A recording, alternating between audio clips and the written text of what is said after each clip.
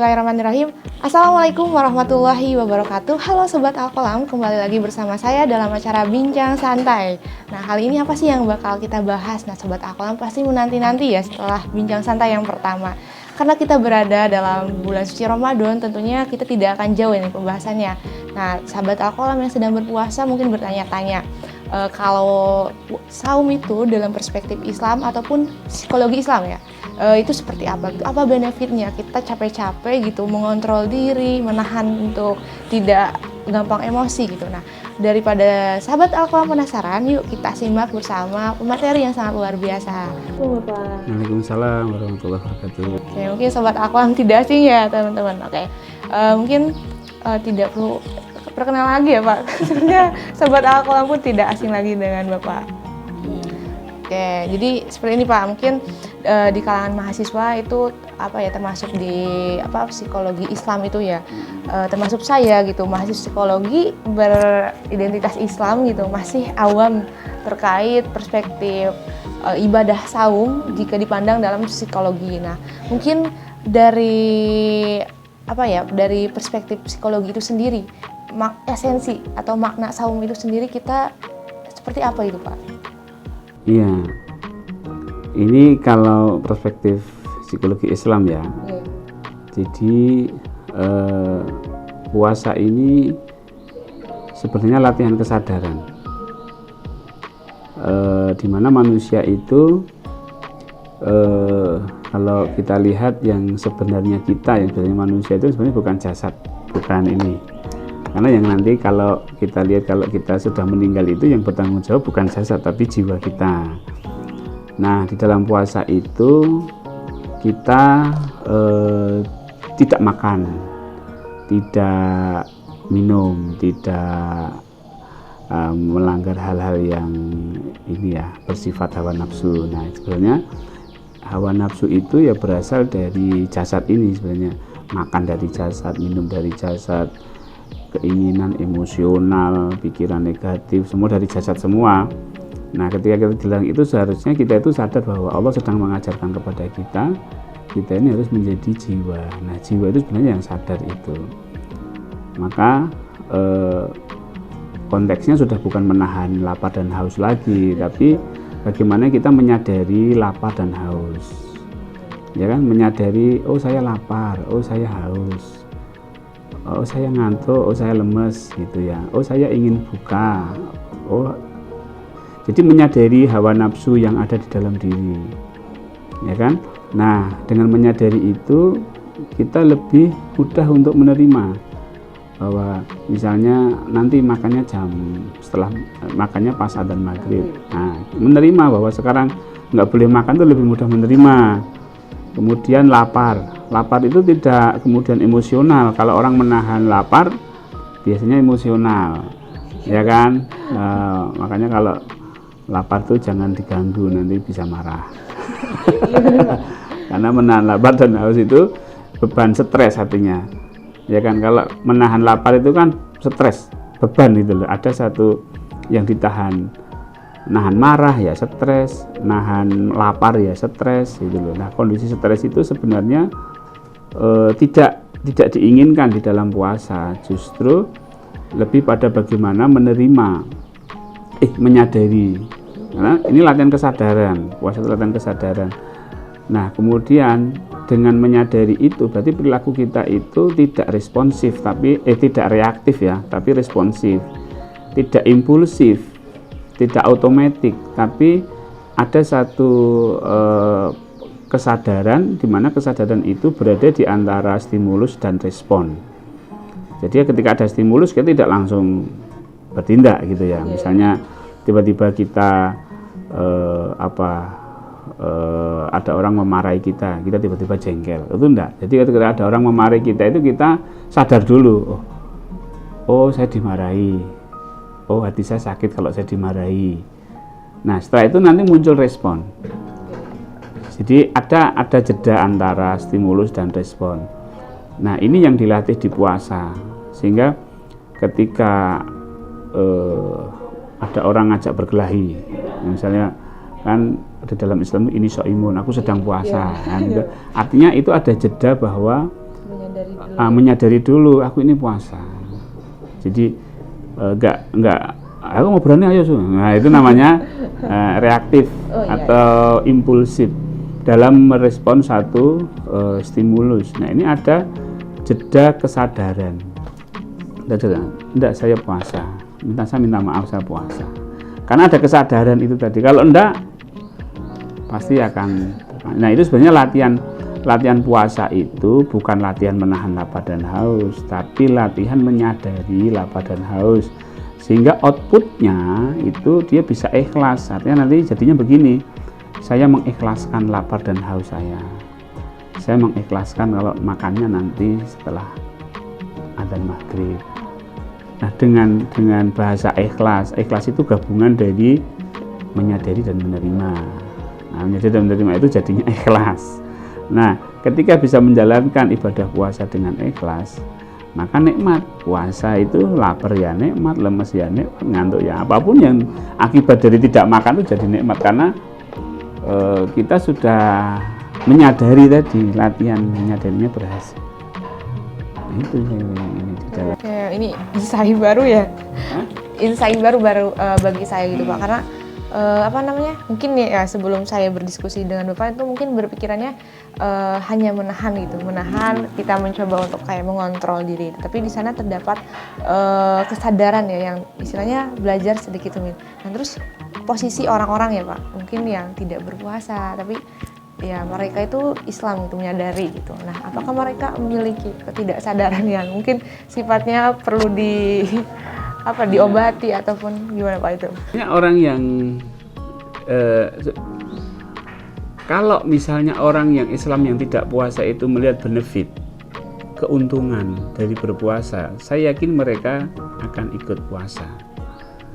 Ya, karena mereka tidak melihat keuntungan. Apa sih keuntungan puasa? Keuntungan cuma tidak makan dan tidak mau, bikin menyiksa itu namanya. Nah, konteksnya itu tidak makan dari mulai subuh sampai maghrib, karena tadi konteksnya menahan makan itu memang menahan itu jujur saja tidak menarik.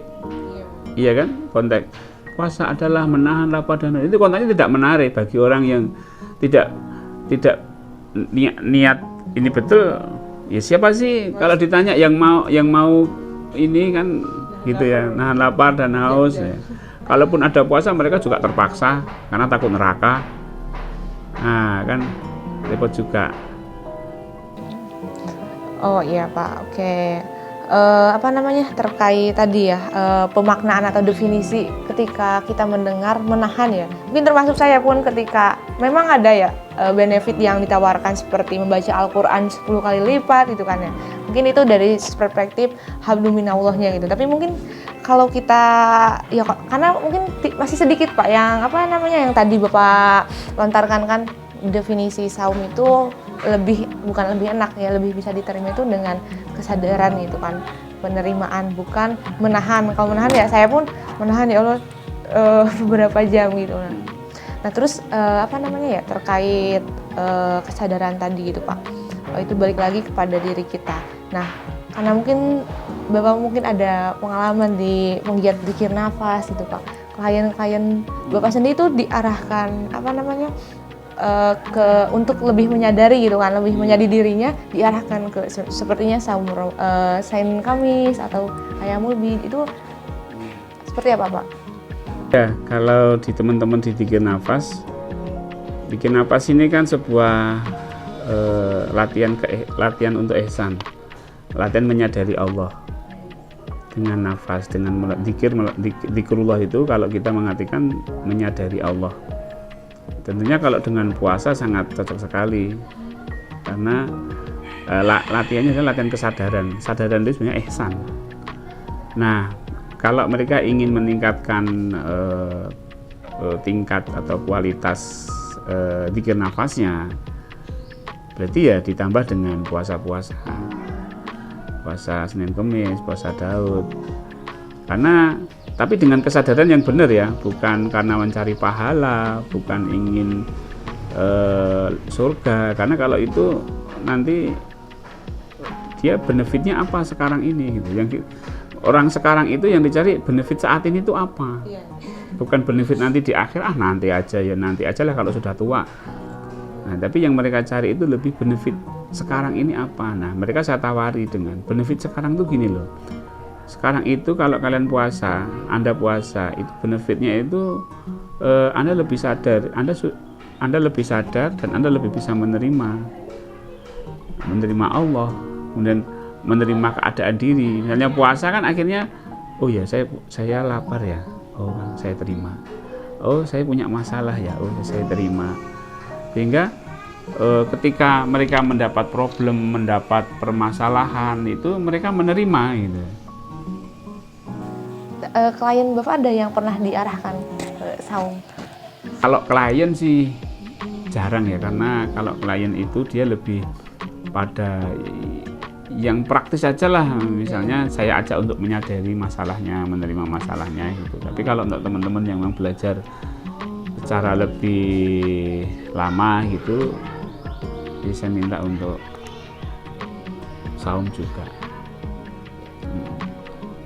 Dan setiap pagi saya membuat program puasa sadar Allah. Jadi kuliah subuh itu jam 5 sampai setengah 6 gitu. Itu kegiatannya seperti apa, Pak? Live streaming aja.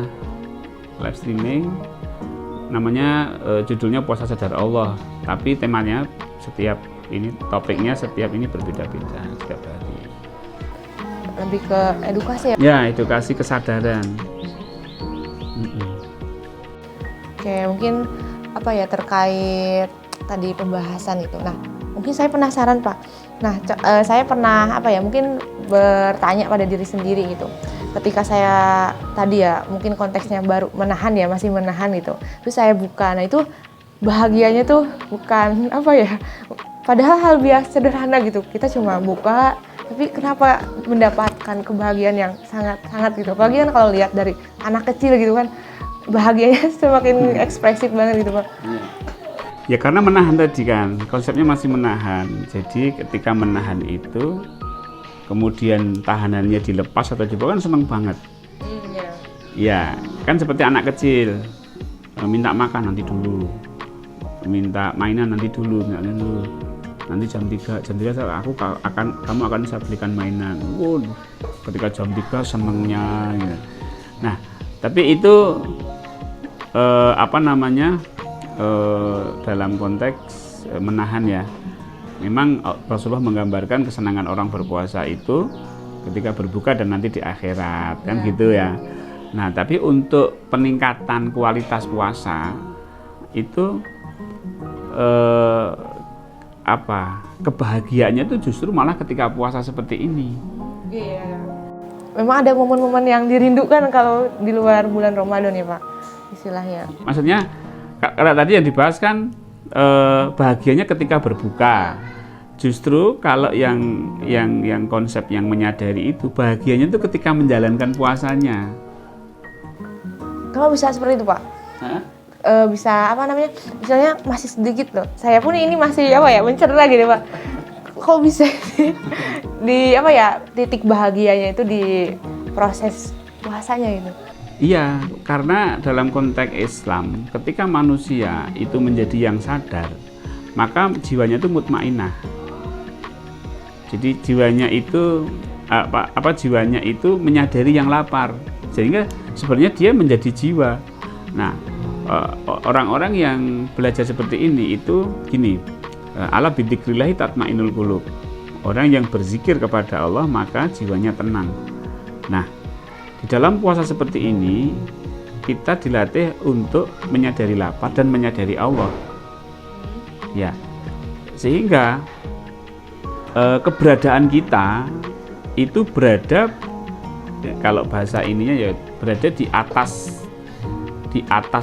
jasad saya, di atas lapar, di atas haus gitu. Saya menyadari, oh saya lapar, oh saya haus, oke.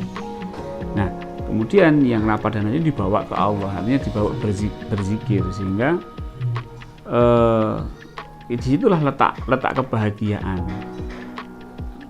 Kalau seseorang itu berada di jasad, saya lapar, saya haus gitu kan. Berarti kan dia nggak menyadari bahwa dia lapar, dia haus gitu loh.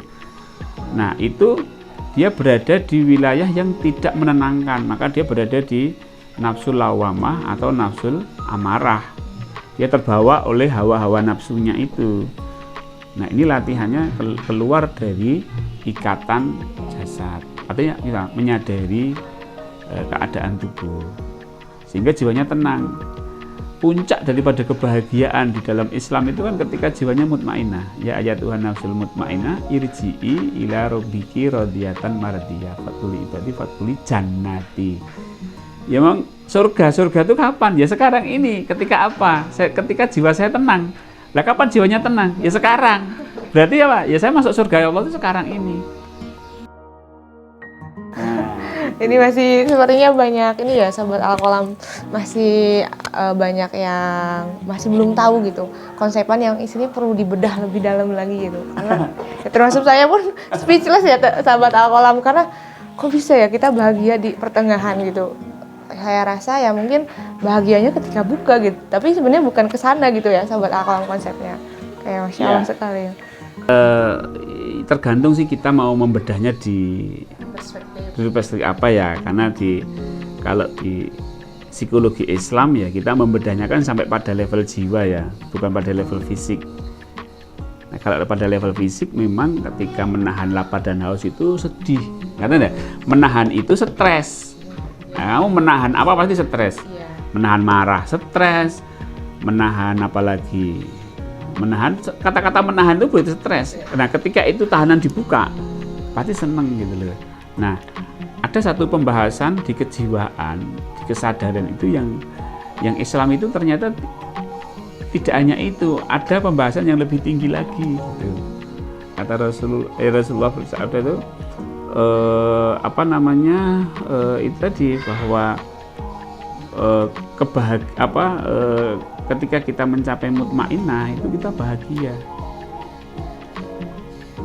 Nah, banyak orang yang hanya mendapatkan lapar dan haus. Itu kan sering kali kenapa kok orang banyak lapar dan haus gitu loh. Nah, itu. Oke. Ya, mungkin ini lebih apa ya? Lebih kompleks ya. Apa kalau kita bedah lebih spesifik ya Pak gitu. Nah, mungkin kalau ini karena saya sebagai mahasiswa gitu Pak, mungkin harapan Bapak sebagai ilmuwan psikologi Islam gitu kan, saya pun yang masih berproses jadi mahasiswa yang psikologi yang istilahnya orang Islam gitu, harapan Bapak terkait pembahasan yang seperti itu bagaimana ke depannya gitu? Ya, pembahasan masalah kejiwaan tentang kesadaran itu sangat minim sekali kan. Bahkan maaf ya, di kalangan ustadz, di kalangan ahli agama itu masih kurang dibahas. Ketika puasa ya kebahagiaan itu ketika berbuka. Nah, tentunya ini menjadi PR besar bagi orang-orang psikologi, termasuk kita, terutama yang psikologi Islam ini. Konsep kesadaran ini perlu digali lebih dalam, karena tidak hanya ketika puasa aja kesadaran itu, kesadaran ketika membaca Al-Quran, kesadaran ketika berzikir, kesadaran ketika sholat, kesadaran ketika mencari ilmu. Nah, itu perlu dibahas lebih dalam, karena benefitnya itu lebih jauh. Sepakat. Mungkin ini Pak, saya ingin menanyakan satu lagi nih sebelum diakhiri. Saya pernah mendengar salah satu hadis kalau ada seorang pemuda yang belum menikah gitu kan, dan istilahnya kan mempunyai hawa nafsu secara seksualnya gitu. Nah, kan disarankan untuk berpuasa saja gitu. Mungkin itu salah satu itu ya Pak, mungkin cara juga mengelola emosi yang lebih ke Rasulullah mengajarkan seperti itu kepada yang belum menikah untuk puasa itu sebenarnya bukan dalam konteks menahan hawa nafsu, bukan menahan lapar. Kalau kita lapar, hawa nafsunya hilang, enggak juga. Ya, karena apa? Mereka masih berada pada kesadaran jasad, artinya mereka masih nafsuku tuh besar, nafsuku tuh saya tuh masih jadi pemuda, tapi nafsuku tuh besar. Kalaupun dia puasa, dia masih terpengaruh oleh hawa nafsu. Nah, dengan kesadaran, dia dengan puasa dan dengan kesadaran, dia dilatih, oh nafsu saya besar, oke. Tapi dia sadar gitu loh. Nah, itu dilatih melalui puasa, oh saya lapar. Nah, itu kan sama, lapar, haus, syahwat, itu kan sama. Sumbernya kan di badan, tubuh ini. Di hawa nafsunya itu. Nah, kita akan kesulitan mengendalikan hawa nafsu kalau kita berada di hawa nafsu itu. Seharusnya kita berada di atas hawa nafsu dengan apa? Oh, saya lapar. Berarti kan ini yang lapar. Oh, saya lapar, gitu loh. Ini haus. Oh, saya haus. Jadi ini kan menyadari. Nah, oh, hawa nafsu saya tinggi, gitu loh. Oh, ini hawa nafsu saya tinggi, oke. Ketika itu disadari, ini akan turun. Tapi kalau ini begini, buat puasa tuh tetap besar. Berarti konteksnya bukan hanya sebatas istilahnya puasa tanpa kesadaran, kita tidak akan mendapatkan esensinya. Kan dapat esensinya. Maka esensinya sebenarnya kan gini, agak Idul Fitri, kita kembali yang fitrah. Nah, fitrah itu artinya jiwa kita itu bersih. Seperti bayi yang baru dilahirkan. Lah, jiwa yang bersih itu yang bagaimana? Jiwa yang tidak terkotori oleh hawa nafsu, oleh ego. Nah, ego itu berada di mana? Di tubuh kan? Aku pasti tubuh. Aku tuh pasti nunjuk tubuh. Hawa nafsu itu pasti dari sini gitu. Nah, jiwa yang fitrah itu, jiwa yang menyadari ini. Ya, ini berarti ini bersih. Nah, jiwa yang bersih, jadi artinya ya esensinya ini gitu loh. Nah, dari sini kita bisa menjalankan ketakwaan lebih mudah. Bukan lagi menahan hawa nafsu, tapi menyadari hawa nafsu sehingga perbuatannya tidak mengikuti hawa nafsu. Kan gitu. Dia sholat lebih khusyuk, dia baca Quran lebih banyak mendapatkan petunjuk-petunjuk ilahi. Dia wirid, dia zikir, dia bisa mendapatkan ketenangan. Gitu. Jadi dari puasa ini mendapatkan esensinya. Ini kan ada Pak istilah kita mencapai ketakwaan ya. Setelah kita berpuasa, otomatis kan kita itu istiqomah. Ya, istiqomah. Contohnya kita yang terbiasa sahur diganti dengan tahajud gitu kan. Yang mungkin biasanya tidak membaca Al-Quran di bulan Ramadan itu membaca Al-Quran, ya harusnya kalau dapat kesadaran itu otomatis bakal istiqomah kan, istilahnya beribadah apa yang mungkin itu jadi koreksi juga sih. Kenapa ya? Saya merasa kenapa ya bulan Ramadan tuh rajin banget gitu untuk baca Al-Quran, untuk terus beribadah istilahnya ya, karena mungkin ada pahala berlipat ganda. Tetapi saya pun kayak, ya kenapa setelah Ramadan kok kayak ngulang lagi ke awal gitu. Mungkin kayak tidak hanya karena yang terjadi di masyarakat, tidak hanya ketika selesai Ramadan. Sebelum selesai Ramadan itu saf atau jamaah itu semakin turun kan gitu ya. Nah, itu ketika orang itu ditawari sebuah kebahagiaan yang bersifat jasad, maka lama-lama sudah tidak enak lagi. Artinya tidak membuat dia itu excited lagi.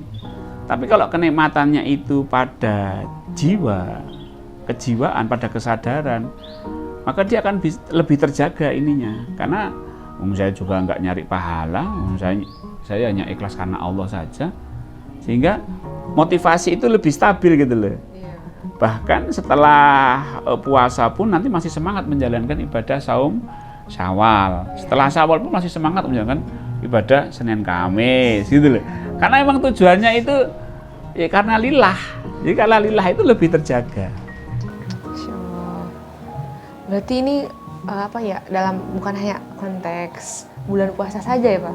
Ketika beres sholat terus ngegibah pun tidak ada kesadaran. Ya, mungkin teman-teman sepertinya penasaran ya. Itu nanti kita bahas di lain session ya terkait sholat dan ibadah lainnya pun. Oke, mungkin Pak sebelum kita akhiri mungkin ada closing statement dari Bapak. Iya. Tadi sebenarnya kita belajar psikologi Islam itu sebenarnya untuk kita sendiri ya. Banyak sekali orang yang belum paham tentang psikologi Islam gitu. Kita ini orang psikologi gitu. Kita ini orang psikologi. Kita harus bisa memberikan sebuah sumbangan keilmuan kita. Ya kalau mungkin mungkin kalau para ustadz itu menceritakan tentang puasa dari sisi jasad, ya kita karena orang psikologi ya dari sisi kejiwaan lah. Jadi mungkin ustadz pun akan belajar kepada orang-orang psikologi sebenarnya gimana sih biar puasa itu menimbulkan kebahagiaan. Oh gini ustadz, gini ya. Keluarkanlah teori-teori tentang psikologi, tentang mindfulness, tentang pembahasan awareness, consciousness. Nah itu sehingga kita ini memberikan sebuah pandangan kepada ustadz, para ustadz, sehingga ustadz pun akan menyampaikan ini ke banyak umat gitu. Ya alhamdulillah apa yang tadi kita bicarakan itu mungkin akan dilihat oleh orang banyak dan menjadi wawasan baru ya kan? Ya, Masya Allah. Semoga ini menjadi stimulus ya buat sahabat Al-Qalam yang masih belum memiliki minat ya untuk mengembangkan barang-barang gitu. Karena yang memang benar Pak, psikologi Islam itu sebenarnya udah ada dari dulu, tapi ya itulah orang-orangnya ya belum ada kesadaran itu, masih mengikuti. Ya mungkin sebenarnya itu dari kita juga ya Pak, teori-teori dulu itu kan banyak sekali ya tokoh psikologi Islam yang sebenarnya menjadi penggagas atau pelopor gitu. Oke, mungkin Sobat Al-Qalam itu ya, Masya Allah ini di Ramadan sekarang nih, di sore kali ini teman-teman bisa nonton diulang-ulang lah kalau teman-teman ingin catat, itu sangat bermanfaat sekali gitu. Oke, mungkin Pak Sita terima kasih banyak atas waktunya, atas ilmunya, saya belajar banyak. Oke, teman-teman jangan lupa like, comment, dan subscribe. Dan mungkin Pak Setia ada channel ya Pak? Oh iya. Apa Pak nama channelnya? Setia Purwanto. Oke, teman-teman jangan lupa ya. Mungkin setiap pagi kuliah subuh. Teman-teman ini. Beres salat subuh. Oke teman-teman, kalau teman-teman ingin mendalami, sahabat Al-Qalam ingin mendalami lagi, boleh nih mampir ke channelnya Pak Setio. Oke, mungkin see you next time teman-teman, kita bisa bahas di lain kesempatan terkait tadi ada stimulus tentang sholat kayak seperti apa. Mungkin ada kekeliruan juga ya dari diri saya gitu. Tadi saya mendapatkan insight yang sangat banyak. Oke, mungkin terima kasih banyak buat Sobat Al-Qalam yang telah menonton dari awal sampai akhir. Jangan lupa ikutin terus dari KSPI Al-Qalam UMS. Assalamualaikum warahmatullahi wabarakatuh.